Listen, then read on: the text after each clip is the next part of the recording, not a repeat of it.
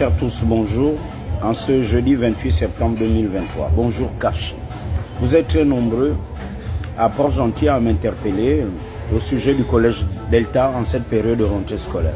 Écoutez, pour tous ceux qui suivaient l'émission Surface avant que cette émission ne disparaisse, souvenez-vous que j'avais traité le dossier du collège Delta avec d'ailleurs le fondateur, Monseigneur Inyanga, avant son décès. Ce monsieur, du haut du poids des ans, luttait avec un pacemaker, comme on dit communément un cœur artificiel, et faisait des dialyses depuis plusieurs années. Sa fille, sa propre fille, a fait faux usage de faux. Elle s'est approprié l'établissement, le collège Delta où vous vous plaignez. Comment voulez-vous que ceux qui ont usurpé d'une qualité, d'un titre, puissent être sincères avec vous? Ils l'ont fait pour de l'argent parce que l'établissement rapporte de l'argent. L'État subventionne quand il envoie les enfants là-bas. Et le collège Delta aujourd'hui est dans les mains des pirates. Donc la fille de Monseigneur Inyanga, sa mère vit encore, ses autres frères et sœurs du même ventre vivent encore. Elle a des aînés et aussi les enfants du premier lit de leur père. Donc les enfants avant que le père n'épouse la femme qu'il a épousée aujourd'hui et qui est l'actuelle veuve. Donc tout ce monde-là, cette fille a dit non, tout ça c'est maintenant en moi. Et dans un pays qu'on appelait le Gabon d'avant, et où la justice, malgré toutes les preuves sur la table, a laissé faire.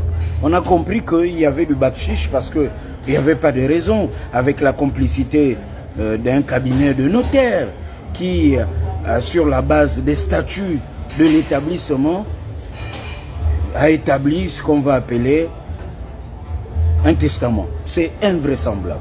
Donc ce sont des escrocs, n'ayons pas peur des mots, qui ont braqué le collège Delta et qui se partagent les dividendes. Donc qui jouissent du bien de Monseigneur Inyanga alors que sa veuve vit et ses enfants vivent. Depuis quand a-t-on vu qu'un seul enfant peut s'arroger tous les droits des autres successibles? Comme on dit, sa propre mère qui l'a portée dans le ventre, elle déshérite la mère, elle déshérite les autres frères et sœurs. C'est invraisemblable. Le dossier est pendant au tribunal de Libreville, c'était au tribunal de Port-Gentil aussi.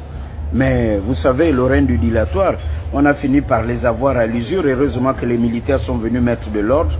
Parce que si on continue encore avec le même système, donc le règne du dilatoire, c'était quoi? Le renvoi sur renvoi, renvoi sur renvoi.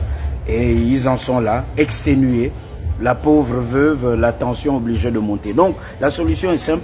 Tous ceux qui sont au collège Delta doivent répondre devant la justice, sinon aller au Niouf, en prison. C'est leur place. Je le dis sans embâche et sans langue de bois.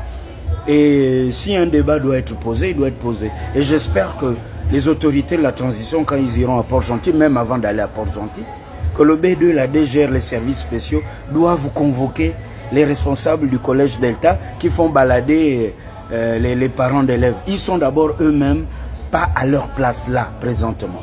Et je le dis, cash. À très bientôt, dénoncer les responsables véreux du collège Delta. Je pèse bien mes mots. Ils ne sont pas à leur place. Cette fille, la fille Nyanga, a même le titre foncier du collège Delta à son nom. Ça s'est passé par qui et comment? Donc il y a des complicités dans l'administration. Et c'est l'argent. L'argent qui a résolu les problèmes liés à cette succession. Et c'est du faux. Faux usage de faux, une écriture de faux. Les magistrats sont très bien placés pour qualifier cela. En tout cas, leur place est en prison et c'est cash.